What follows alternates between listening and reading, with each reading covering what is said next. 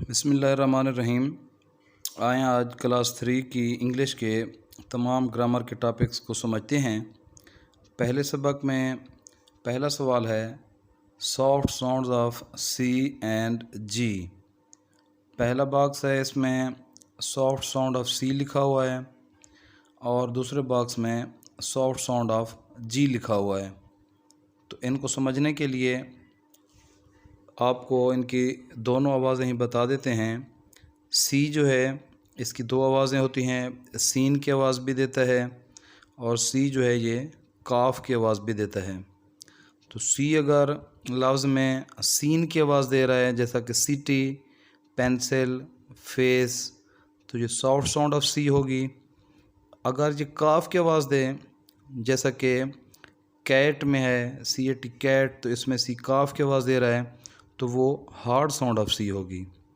इसी तरह जी की आवाज़ को देखें, जी भी दो आवाज़ें देता है। जी जो है वो जीम की आवाज़ भी देता है और गाफ की आवाज़ भी देता है। तो जिन अल्फाज में जी की जीम की आवाज़ है वो सॉफ्ट साउंड ऑफ जी होती है, जैसा कि जेंट है, ऑरेंज है, पिजन है, इसमें जीम की आवाज़ है।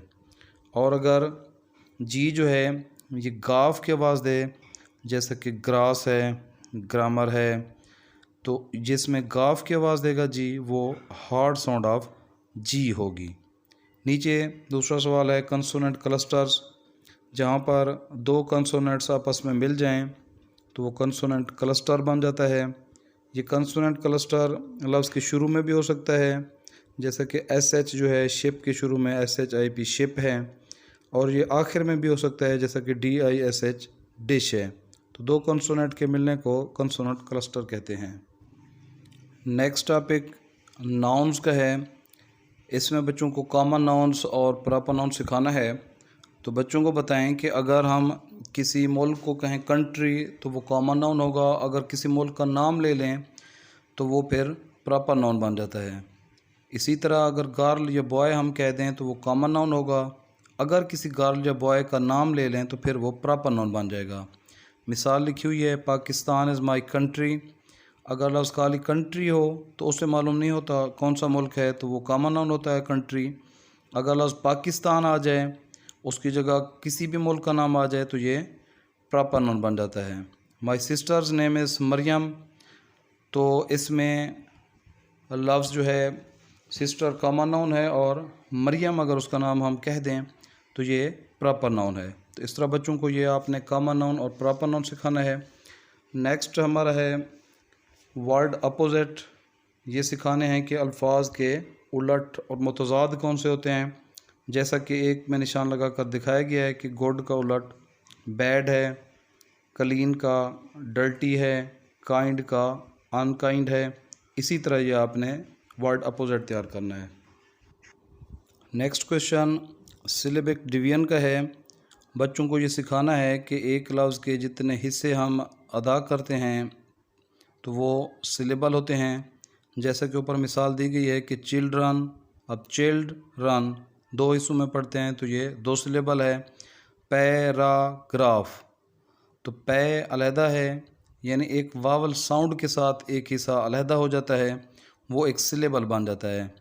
तो पै एक वावल साउंड के साथ अलहदा हो रहा है, रा एक और वावल साउंड के साथ अलहदा हो रहा है, ग्राफ एक और वावल साउंड के साथ है, लिहाजा ये तीन सिलेबल पर मुश्तमिल है। इसी तरह क्लास रूम ये दो सिलेबल पर मुश्तमिल है। कॉन्सोनेंट्स ये तीन सिलेबल पर मुश्तमिल है। इस तरह इसकी प्रैक्टिस करनी है। नीचे सवाल कैपिटलाइजेशन एंड पंक्चुएशन का है।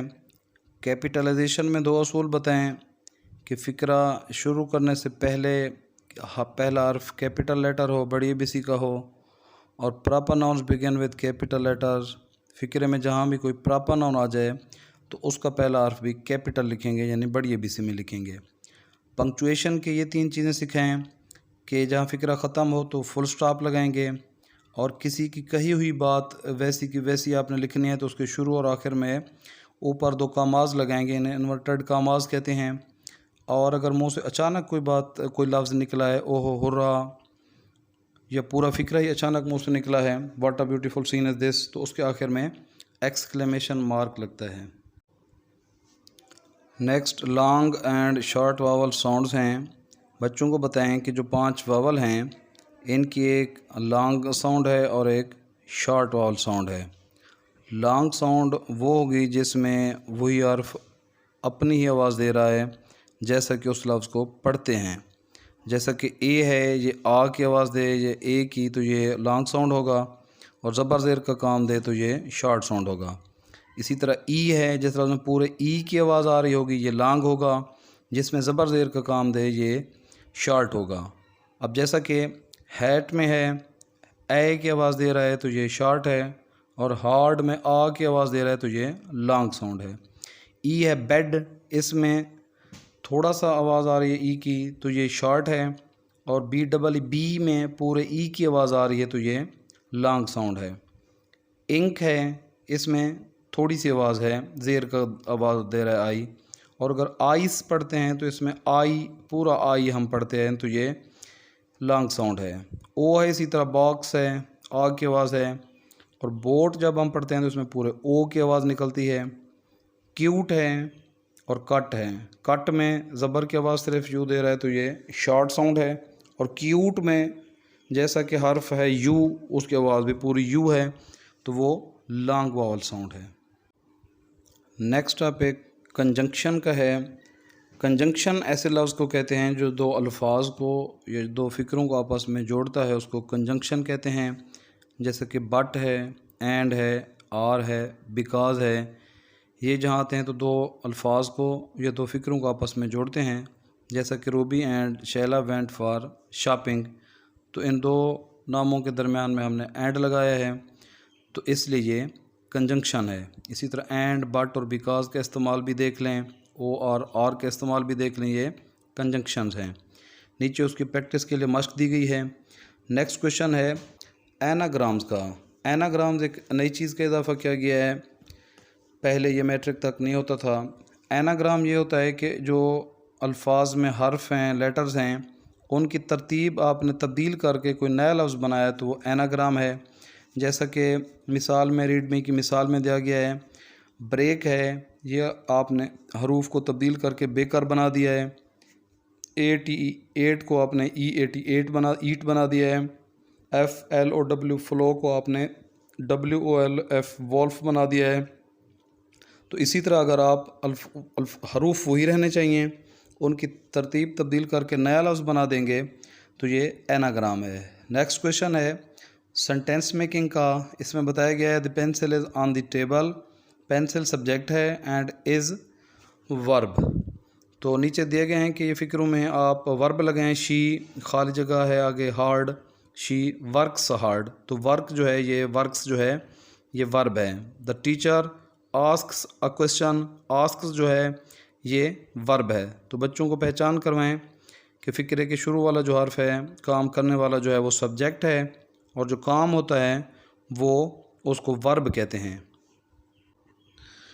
नेक्स्ट टॉपिक कंट्रैक्शंस का है। कंट्रैक्शंस में किसी हर्फ को ख़त्म करके उसकी जगह कामा लगाकर उसको मुख्तसर बोलते हैं। जैसा कि पहला फ़िक्रा है I have eaten an apple. तो आई हैव में अगर इसको मुख्तसर आप करेंगे, एच को आप ख़त्म कर देंगे, तो जो आप ख़त्म करेंगे हर्फ उसकी जगह ऊपर एक कामा लगा देंगे, तो ये उसकी शॉर्ट फार्म जो बन जाती है इसको कंट्रैक्शंस कहते हैं। और ये भी असूल ऊपर रीडमी में बताया गया है कि आई, वी, यू, दे और जमा नाम के साथ आप हैव लगाएंगे, और ही, शी, इट और वहद नाम के साथ आप हैज़ लगाएंगे। इसी तरह नीचे नेगेटिव में भी है आई हैव नॉट है, तो उसको अगर आपने मुख्तसर करना है कि आई हैवंट कहेंगे तो NOT जब आप ख़त्म करेंगे उसकी जगह ऊपर आप एक कामा लगा देंगे, तो इस कामा लगाकर इस अल्फाज बनाने को हम कंट्रैक्शन कहते हैं। Next question classify the gender का है। इसमें आपने जेंडर जो है वो बताना है कि कोई नाम मुज़क्कर है या मुअन्नस है या न्यूटर जेंडर है, यानी ना मुज़क्कर है ना मुअन्नस है, जैसा कि बेजान कोई चीज़ होती है, लकड़ी वगैरह। तो इसमें ऊपर लफ्ज़ दिए गए हैं जैसा कि आंट है, ब्रदर है, नेफ्यू है, तो ये आपने मुज़क्कर और मुअन्नस में लिखने हैं, यानी मैस्कुलिन और फेमिनिन में। और जैसा कि बुक्स है तो ये आपने न्यूट्रल जेंडर में लिखना है। इसके नीचे इंस्ट्रक्शन दी गई हैं रोड साइंस की, ये भी बच्चों को सिखा दें कि टर्न लेफ़्ट या राइट के लिए कौन सा साइन होगा, वॉक स्ट्रेट के लिए कौन सा लाइन होगा, और क्रॉस द रोड या डोंट क्रॉस द रोड के लिए कौन सा साइन होगा। नेक्स्ट क्वेश्चन में CH साउंड बताई गई है, जैसा कि बेंच है तो CH को मिलाकर चे की आवाज़ आती है, टॉर्च है इसमें CH की आवाज़, और वॉच है इसमें CH की आवाज़। और इसी तरह नीचे लफ्ज़ बनाकर दिखे गए हैं, जैसा कि इंच है, मैच है, जो कैच है, इसमें CH की आवाज़ का इस्तेमाल दिखाया गया है। नेक्स्ट डाइग्राफ है, दो लेटर्स को मिलाकर, दो कंसोनेंट को मिलाकर आप डाइग्राफ बनाते हैं, जैसा कि वाई है, WH इसमें इस्तेमाल हुआ है, और WH के साथ वीट है।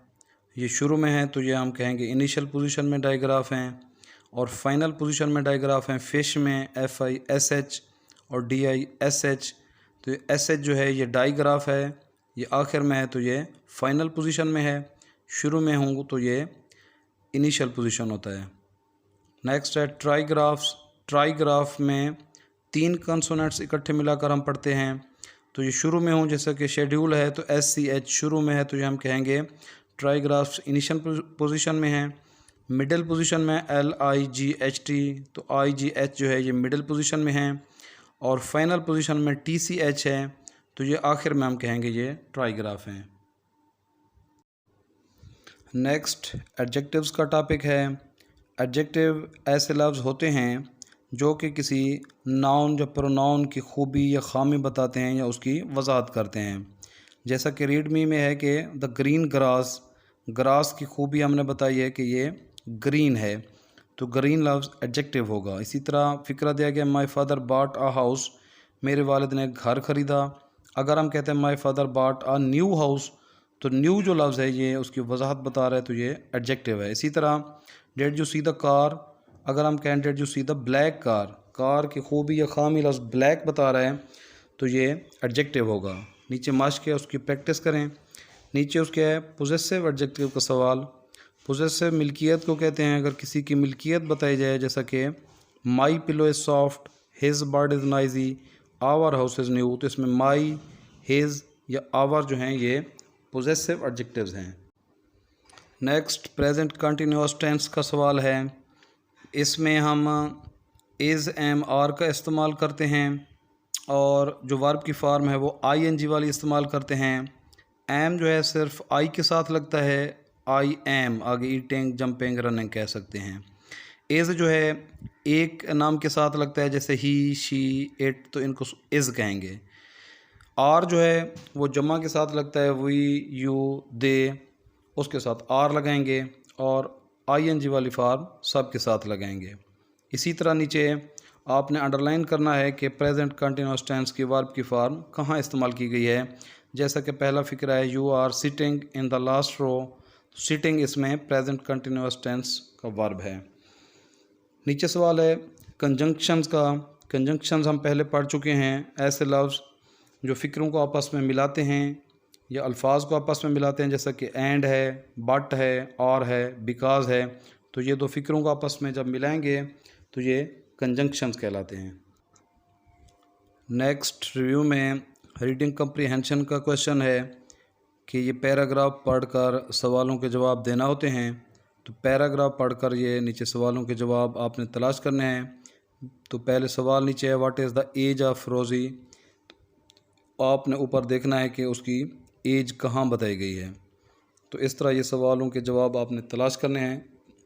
नीचे है वोकैबुलरी का सवाल, सिलेबल बताने हैं और उसका मीनिंग बताना है। जैसा कि लफ्ज़ फ़न है तो इसमें एक सिलेबल है। इसी तरह आपने देखना है कि एक लफ्ज़ के जितने हिस्से करके पढ़े जाते हैं उतने उसमें सिलेबल होते हैं। उसके नीचे अल्फ़ाबेटिकल ऑर्डर है, यानी अल्फाज मुख्तलिफ जो दिए गए होते हैं उनको ABC की तरतीब से आप जब लिखेंगे तो वो अल्फ़ाबेटिकल ऑर्डर कहलाता है। नेक्स्ट एनाग्राम्स का सवाल है, ये हम पहले पढ़ चुके हैं कि हरूफ को तब्दील करके नया लफ्ज़ बनाना होता है। जैसा कि PAT पैट है, इसको आप TAP टैप बना दें तो ये एनाग्राम्स हैं। DAM डैम है, इसको आप MAD मैड बना दें तो इसको अल्फाज ऐसे आप हरूफ तब्दील करके लफ्ज़ बनाने को एनाग्राम कहते हैं। इसके अलावा underline the verb in the given sentences, नीचे दिए गए अल्फाज में आपने वर्ब को अंडरलाइन करना है, जैसा कि दानिश लाइक्स ब्लू कलर, तो इसमें लाइक्स जो है ये वर्ब है। और तस्वीर दी गई है, look at the picture and right 4 nouns and 3 verbs. तस्वीर को देखकर आपने 4 नाउन बताने हैं, 4 चीज़ों के नाम बताने हैं, एंड 3 वर्ब्स, और 3 आपने काम बताने हैं कि ये राइटिंग हो रही है, रेनिंग हो रही है, 3 आपने काम बताने हैं। नीचे है मेक मीनिंगफुल सेंटेंसेस, ये बनाने हैं, और punctuate and capitalise the following sentences. नीचे जो फ़िक्रे दिए गए हैं उनको पंक्चुएट करना है, उसमें कैपिटलाइज करना है कि कौन सा हर्फ जो है वो पहला हर्फ फ़िक्रे का आपने कैपिटल करना है, और कोई प्रॉपर नाउन दरम्यान में हो तो उसको भी कैपिटल करेंगे। नीचे इसी तरह क्रिएटिव राइटिंग में माई बेस्ट फ्रेंड के ऊपर ऐसे लिखना है। Next countable and uncountable nouns का सवाल है कि write C in the box if it is countable. अगर काउंटेबल है तो आप सी लिखेंगे, and U if it is uncountable. जैसा कि कैरेट्स रखी हैं, गाजरें हैं, इसको आप गिन सकते हैं तो सी लिखें, और अगर चावल रखे हैं इनको आप नहीं गिन सकते तो इसको आप यू लिखेंगे। तो जो चीज़ें आप गिन सकते हैं उनको आप सी लिखें काउंटेबल, जिनको नहीं गिन सकते उनके लिए यू लिखें कि ये अनकाउंटेबल है। नेक्स्ट क्वेश्चन है use of the modal verbs can और कैन नॉट, कि अगर कोई काम कोई कर सकता है तो उसको आप कैन लिखेंगे, जो काम कोई नहीं कर सकता उसको कैन नॉट लिखेंगे। जैसा कि तस्वीरों को देखकर लिखना है, पहला जो शख्स है ये नहीं चल सकता तो हम कहेंगे कि ही कैन नॉट इसमें आएगा, और फ्रॉग है ये जंप लगा सकता है तो इसको हम कैन लिखेंगे। नेक्स्ट रोड साइंस का सवाल है। नेक्स्ट सिंगुलर और प्लूरल का सवाल है। बच्चों को बताना है कि हम प्लूरल बनाने के लिए एस लगाते हैं, लेकिन अगर कोई लफ्ज़ एस, एक्स, एस, जेड, ओ, सी एच या एस एच पर ख़त्म हो तो उसके साथ ई एस लगाकर प्लूरल बनाया जाता है। नीचे उसकी प्रैक्टिस करानी है। नेक्स्ट उसके क्वेश्चन है आर्टिकल का। आर्टिकल में ए एन का इस्तेमाल सिखाना है। एक चीज़ के साथ ए लगता है, एन भी एक चीज़ के साथ लगता है, लेकिन जो लफ्ज़ अलिफ की आवाज़ से शुरू होगा, वावल साउंड से शुरू होगा, उसके साथ एन लगाएंगे। वावल का असूल गलत है कि वावल के साथ एन लगता है। वावल के साथ बाज़ औक़ात एन नहीं भी लगता, जैसा कि यूनिवर्सिटी है तो एन यूनिवर्सिटी नहीं कहेंगे हम। वावल साउंड के साथ लगता है, जैसा कि ऑरेंज अलिफ की आवाज़ से शुरू हो रहा है तो हम एन ऑरेंज कहेंगे। इसी तरह जो चीज़ जानी पहचानी है उसके साथ आप दी लगाएंगे, किसी ख़ास मखसूस जगह के साथ। आपका टीचर है द टीचर कह दें, स्टेशन है मखसूस दी स्टेशन कह दें, फुटबॉल है ये मखसूस है तो दी फुटबॉल कह सकते हैं आप। तो ए एन दी का इस्तेमाल ये हो गया। नेक्स्ट क्वेश्चन एक्शन वर्ब का है। तस्वीर देखकर ये लिखना होगा कि कोई बात पूछ रहा है तो आस्क है, बाल को कैच कर रहा है तो कैच है, कोई चीज़ पका रहा है तो कुक है। इसी तरह आपने तस्वीर को देखकर बताना है कि ये क्या काम हो रहा है। नीचे भी इसी तरह है, तस्वीर को देखकर बताना है, उसका सही वर्ब तलाश करना है। उससे नीचे एक अहम सवाल है होमोफोन्स का। 3 क्लास के बच्चों के लिए ये न्यू क्वेश्चन है, उनके टीचर्स के लिए भी, कि ऐसे अल्फाज जिनकी आवाज़ एक जैसी होती है लेकिन स्पेलिंग मुख्तलिफ हों तो उनको होमोफोन कहा जाता है। जैसा कि राइट और राइट, यानी RIGHT राइट और WRITE, पढ़ते इनको इनकी आवाज़ एक जैसी है लेकिन मानी मुख्तलिफ है, इनको होमोफोन्स कहा जाता है। तो फ़िक्रे में देखना होगा आपने कि कौन सा लफ्ज़ लगाना है, कि I will write my name है तो RIGHT लगाएंगे या WRITE लगाएंगे। तो इस तरह आपने सही मानी आपको आता होगा तो फिर फ़िक्रे में आप सही लफ्ज़ का इंतखाब करेंगे। नेक्स्ट क्वेश्चन में इनविटेशन कार्ड बनाना सिखाया गया है। इसमें पहले फार होता है कि ये किस प्रोग्राम के लिए, आगे प्रोग्राम का नाम लिखें, जैसा कि स्पोर्ट्स एक्टिविटीज़ है। कहाँ है एड्रेस लिखना है, where, name of the place लिखना है कहाँ है, डेट के सामने डेट लिखना है, टाइम के सामने टाइम लिखना है।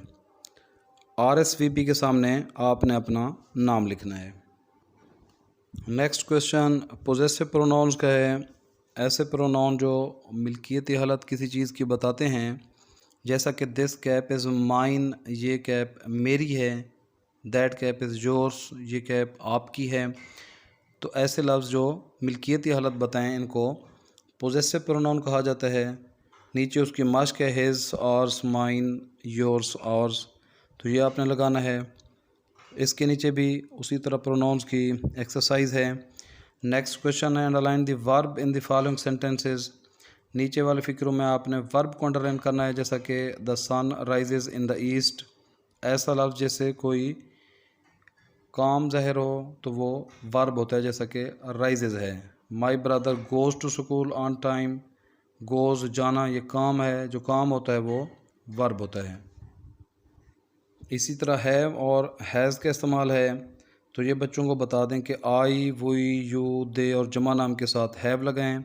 ही, शी, इट और सिंगुलर नेम के साथ हैज़ लगाना है। नेक्स्ट क्वेश्चन में टेंसेस हैं प्रेजेंट, पास्ट और फ्यूचर। प्रेजेंट टेंस की मिसाल में लिखा गया है I am a teacher. Past tense की मिसाल में I was a teacher. Future में है I will be a teacher. तो ये बच्चों को बताना है कि प्रेजेंट में आप ए इस्तेमाल कर रहे हैं, एम, इज़, एम, आर इस्तेमाल कर रहे हैं, और पास्ट में आप वाज और वर इस्तेमाल कर रहे हैं। और फ्यूचर में पहले आई और वी के साथ शैल इस्तेमाल होता था, बाकियों के साथ विल। अब आम तौर पर सब के साथ विल भी इस्तेमाल होता है। तो ये फ्यूचर टेंस हैं। नीचे फ़िक्रे दिए गए हैं, उनमें से आपने तलाश करना है कि ये प्रेजेंट का है, पास्ट का है या फ्यूचर का है। तो बच्चों को अगर आपने हेल्पिंग वर्ब की प्रैक्टिस करा दी है तो वो प्रेजेंट, पास्ट और फ्यूचर तलाश कर लेंगे। नेक्स्ट भी फिल इन द ब्लैंक्स में है कि इज़, आर, एम और वाज वार लगाएं। तो अगर ये प्रेजेंट का हो तो इज़, एम, आर आप लगाएं, और अगर ये पास्ट कंटिन्यूअस को हो तो उसमें आप वाज वार लगाएंगे। नेक्स्ट क्वेश्चन कंट्रैक्शंस का है।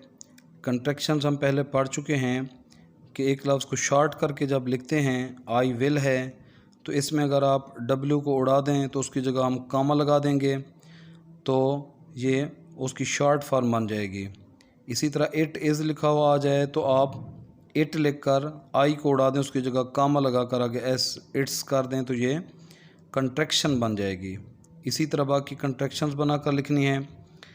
दूसरा सवाल है read the following sentences and note the use of prepositions. Preposition जो है वो जगह को बताती हैं।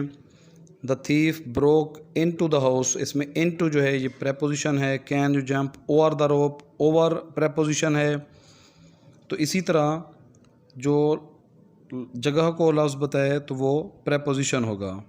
नीचे भी है fill in the blanks with appropriate prepositions. नीचे भी आपने सही प्रेपोजिशंस लगानी हैं कि फ़िक्रे में ऐसा लफ्ज़ इन, ऑन, अंडर, नियर इस्तेमाल करें, तो ये प्रेपोजिशन होती हैं। Next use of May and can है। मे जो है कोई इजाज़त लेने के लिए लफ्ज़ इस्तेमाल होता है, या कोई इम्कान ज़ाहिर करने के लिए या रोकने के लिए। और कैन जो है ये सलाहियत के लिए इस्तेमाल होता है कि मैं ये काम कर सकता हूँ, और किसी को हमने कहना है कि यह आपने काम नहीं करना तो फिर कैन नॉट लगाएंगे।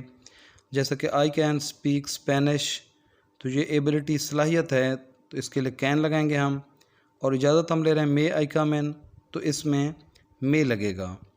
और इट में रेन टुमारो, शायद कल बारिश हो, तो इसमें भी मे इस्तेमाल होता है। और मे नॉट रोकने के लिए इस्तेमाल होता है। इसी तरह आप नीचे फ़िक्रों में तलाश करेंगे कि कैन लगना है या मे लगना है। नीचे जो है सिनोनिम एंड एंटोनिम है। एंटोनिम वो अल्फाज होते हैं जो एक दूसरे के उलट होते हैं, जैसे कि बिग और स्मॉल है, टॉल और शॉर्ट है। सिनोनिम जो हैं वो एक जैसे अल्फाज होते हैं, जैसा कि राउंड है और सर्कुलर है, और बिगिन, स्टार्ट है, एंड फिनिश है। नेक्स्ट जो ग्रामर का क्वेश्चन है, इसमें पास्ट फॉर्म ऑफ वर्ब में ईडी का जो इस्तेमाल है उसकी 3 तरह से आवाज़ें होती हैं, उसको आपने शनाख्त करना है। अगर नीडेड लिखा हुआ है, वांटेड लिखा हुआ है, तो ये आईडी की आवाज़ इसमें आ रही है। और एग्जांपल्स ऑफ टी साउंड है आस्क्ड, मिस्ड, इसमें हमने उससे कम उसको स्ट्रेस किया है। और एग्जांपल ऑफ डी है बाज्ड, बिल्कुल हमने मिला के साथ डी बोला है। कॉल्ड, तो ये तीसरी किस्म की इसकी आवाज़ है। तो इन 3 किस्म की आवाज़ों को पहचान करें और इसके नीचे जो अल्फाज दिए गए हैं उनमें आपने बताना है कि कौन सी साउंड इस्तेमाल हुई है। आखिरी हैं WH वर्ड्स, ये अहम है। WH जो वर्ड हैं सवालिया, तो ये बाज़ औक़ात जवाब दे दिया जाता है और कहा जाता है इसके साथ आप बताएं सवाल क्या लगेगा। जैसा कि this is an old camera, तो उसके लिए सवाल जो है हम कहेंगे व्हाट इज़ दिस। व्हाट मानी क्या है। व्हेन कब के मानों में इस्तेमाल होता है। वेयर कहाँ के मानों में इस्तेमाल होता है। हु कौन के मानों में। होम होता है कि आपने किस को कोई चीज़ दी है। विच कलर विच बेजान के लिए इस्तेमाल होता है। हुज़ इस्तेमाल होता है किसकी ये चीज़ है। वाई क्यों के मानों में इस्तेमाल होता है। और हाउ जो है ये कैसे के मानों में इस्तेमाल होता है। तो ये आप इसलिए नीचे उसकी प्रैक्टिस भी दी गई है कि Elisa wants to buy a book, तो उसका आपने क्वेश्चन बनाना है कि who want to buy a book आप लगाएंगे, व्हाट लगाएंगे या व्हेन लगाएंगे या वेयर लगाएंगे। माई फ्रेंड्स बर्थडेज ऑन 26, इसके लिए आपने तलाश करना है कि हु हम लगाएं, व्हाट लगाएं, व्हेन लगाएं या वेयर लगाएं, तो इसमें व्हेन लगाएंगे। इट्स 10 o'clock है, तो इसके लिए आप कहेंगे कि ये हु है, व्हाट है या व्हेन आएगा।